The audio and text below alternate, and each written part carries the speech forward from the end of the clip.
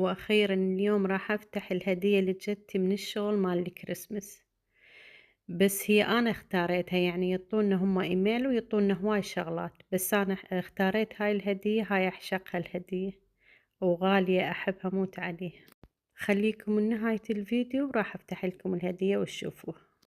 واليوم عندي كلمة لأن هذا الفيديو شوية طويل. هاي قناعتي وعن تجربة. أقول كل بنية وكل مرة لا تثقين برجال ما بيخير لهله، اللي ما بيخير لهله ما بيخير إلك.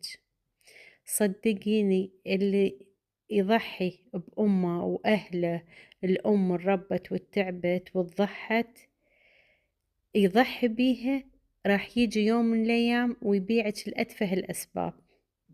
وحتى لو ما كان سبب عندك، صدقيني بس تصح له فرصة ثانية يعوفك ويتخلى عنك مثل ما تخلى عن أهله. والكلمة الثانية للرجال: إذا تريد المرة تحترمك احترم أهلك. إذا ما تحترم أهلك صدقني حتى لو تجاملك، حتى لو تبين هي تحبك، بس من داخلها ما تحترمك، لأن أنت ما خليت لك احترام. اللي ما يحترم أهله ما حد يحترمه. وهاي قناعاتي وعن تجربتي بالحياة. وهل تتفقون وياي لو عندكم رأي ثاني؟